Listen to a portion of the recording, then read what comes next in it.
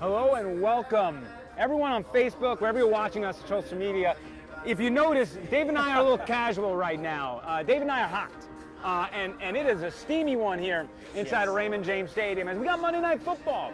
The Buccaneers taking on the Philadelphia Eagles, 2-0 versus 2-0, the only undefeated matchup of the week. And David, I don't know how many people predicted that at the beginning of the season. I don't think anybody really did. I mean, if you really look at it, people saw Tom Brady retire in February and said, oh, the Bucs are going to stink. They're going to win, what, 2 games? Is that what Sports Illustrated said? That's what Sports Illustrated said. Yeah, and so not us. Not us. But you look at it, and people just said, you know what, sweep the Bucs under the rug. They're going to have a rough couple of years. They're not going to be any good. They expected this out of the Eagles, defending NFC champions. But here they are, 2-0 and 2-0. And, you know, for the Bucs, 3-0, they haven't been 3-0 since 2005. And every time they've been 3-0, they've made the playoffs. And it's interesting you say that because in the past 5 years, 20 of the 24 teams that have made a 3-0 start have made the playoffs. So this is a big game. Like, we're not going to crown them a postseason team after week 3, but probabilities say that they're most likely a playoff team if they can start 3-0. Certainly there are some mitigating circumstances that can happen, and we're not going to worry about that. We're just going to deal with the statistics. But facing this team, I will say I've been listening to Philadelphia media, fans.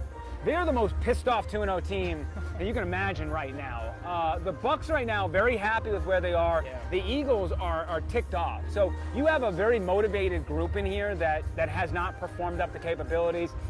Sloppy game there in New England.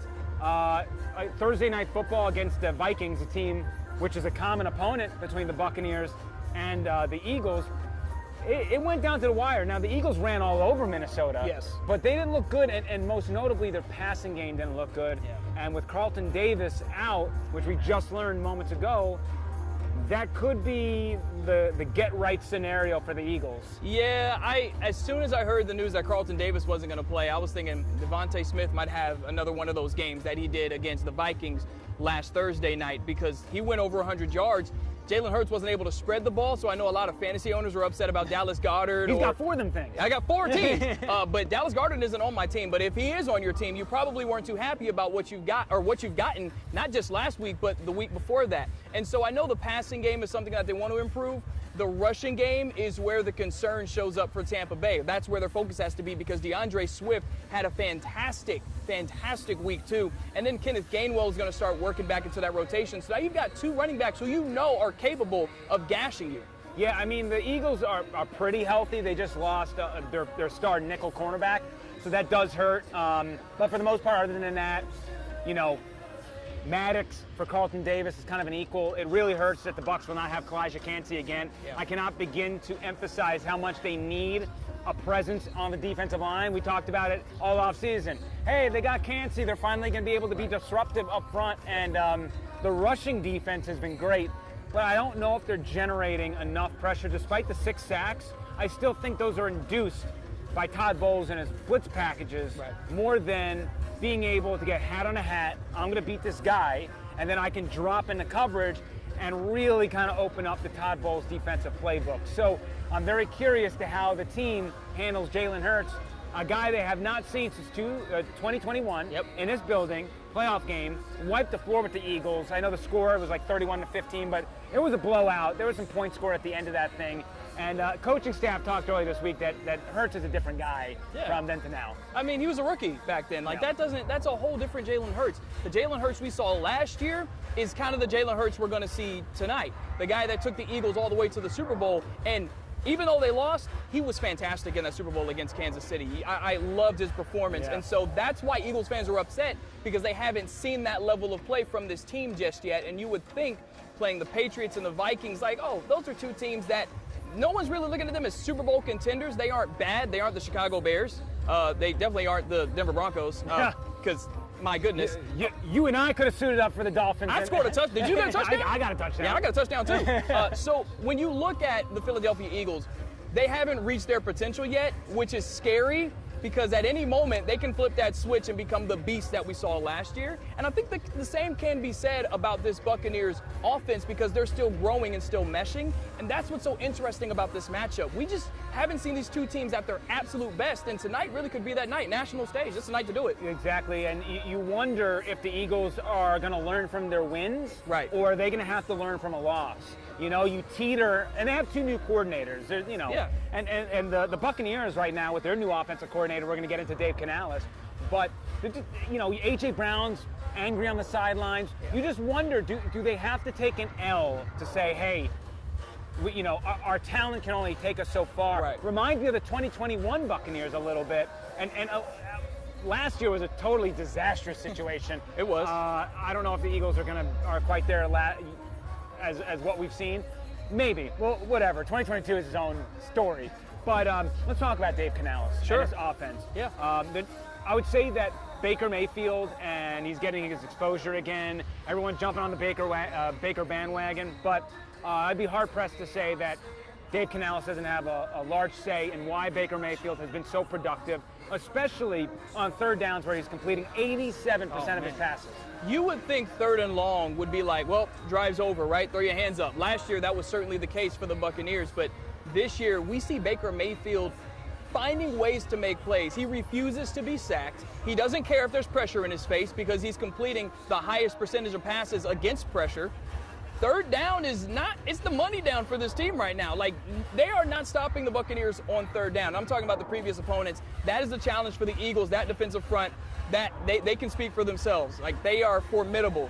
But the challenge tonight, of course, third down again. If you get behind the sticks, the Bucs have stayed calm. Baker Mayfield's been confident. He's completing passes, and he's also anticipating what he's going to get from the defense. We kind of saw some film breakdowns about how against the Vikings and the Bears, he saw the pre-snap look and said, I know exactly where I'm going. And you know how confident you have to be on a third and long to take the snap, 1, 2, 3, boom? Yeah. That takes ultimate confidence. And Baker Mayfield, with his resume, especially his recent resume, to show that type of confidence shows that he's comfortable. Dave Canales has given him an offense to let him shine, let his skills shine through, play to his strengths, and that's why the Bucs are 2-0. And that's the thing with Dave Canales. He's allowing pre-snap questions to become big post-snap answers, right? Exactly. If I can see what's going on, if I can move and shift, and that's what we've been complaining about last year, was motion, do little things that can help this offense, and it just was very stagnant.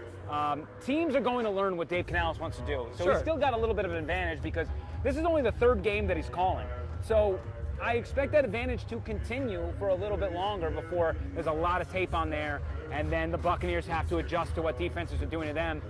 But even with everything that's happened offensively, the number one thing is that they have not turned the ball over. Yep. Baker tried to in the first pass of the last game, but still, a goose egg. They're the only team in the National Football League that has not turned the ball over. On top of that, the defense has produced 3 turnovers in week 1, 2 in week 2, and I would say that the turnovers have directly led to the wins, right? I think they went +3 in points in week 1, which that was a difference in the matchup between Minnesota and the Buccaneers. And then week 2, you had the pick 6 from Schiele Barrett, which iced the game against Chicago. So I think if we had to critique one thing in that Bears matchup was they fell flat in the second half, and it took a big play, and it took the Bears to run the same play 3 consecutive times for them to get over the hump.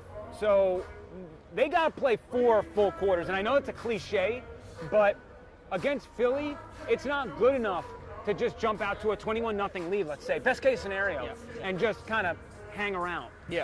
Full throttle, protect the football, sustain drives. You don't have to score a touchdown on every drive, but you've got to give your defense breathers because they will not last. And at least right now, it's getting a little nicer out.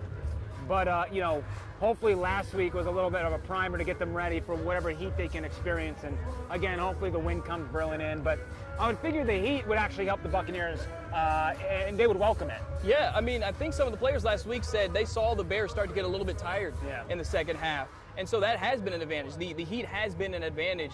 But you mentioned it, protecting the football. That's been a huge thing for the Buccaneers this season. And then the takeaways, winning that turnover battle.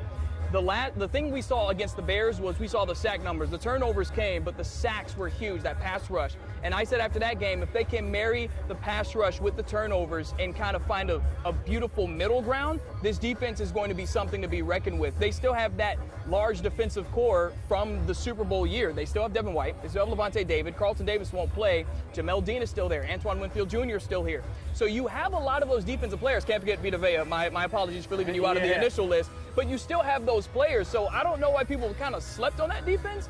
But again, if they can get the pass rush, generate that pass rush, create turnovers, this is going to be a good night for Tampa Bay. This Eagles defense is good, but they are susceptible to giving up points. Even though the Vikings lost, Kirk Cousins still had 4 touchdowns and over 300 passing yards. So we're talking about a defense that can give up plays. Their offense just has been scoring more, but the Bucs have a better defense than the Vikings do. So this, to me, it comes down to the little things. The game within the game will determine tonight's game. Yep, it's very true. And looking at this matchup, the defensive fronts, it's very impressive. The Eagles are number 1 in rushing defense. The Buccaneers are number 2. The Buccaneers coming off 120 yards on the ground. I don't know if that's going to happen this week. If it does, sign Dave Canales to a lifetime contract, because based on what we have seen in the previous handful of seasons, can't run the ball. It's just very happy that we can actually see them. I'm placing a call here randomly. It's just very happy to see success there on the ground. So let's see what Rachaad White can do after a confident week.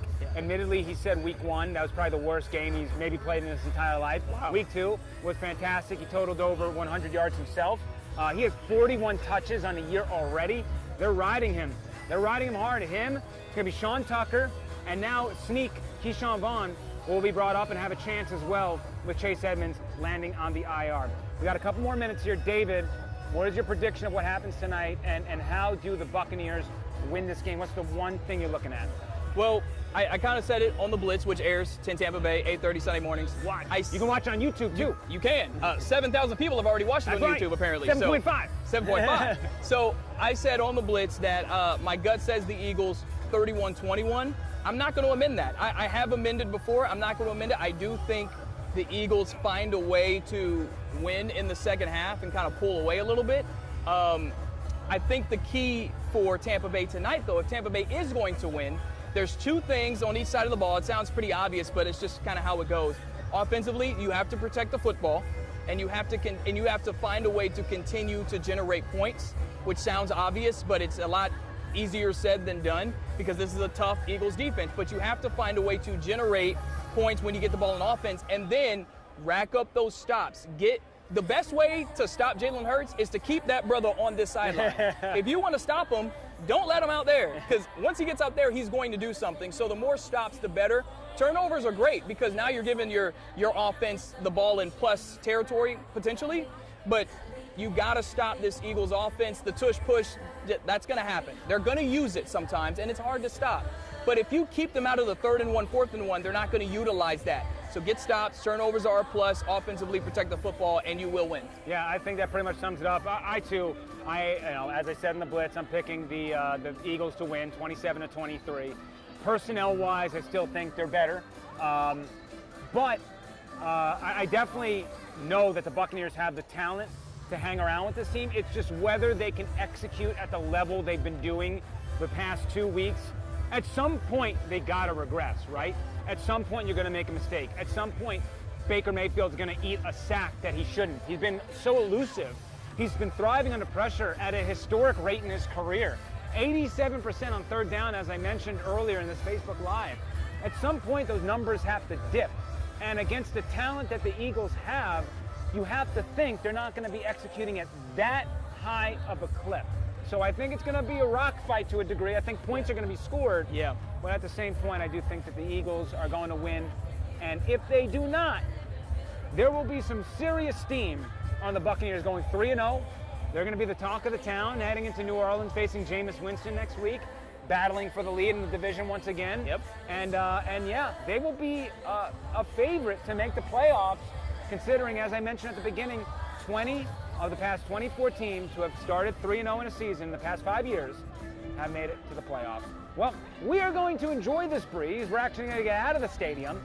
we're going to have one more hit about this game and preview what's to come, especially hearing from Ronde Barber, who gets honored tonight at halftime. Will receive his Ring of Excellence, and that will be a great moment for him. He celebrated in Canton. Now he gets to celebrate in front of his family. That's the Tampa Bay Buccaneers family, and also the Philadelphia Eagles family. Who will be booing him. An organization that he has tormented throughout the entirety of his career, and provided a seminal moment in franchise history, shutting down the vet.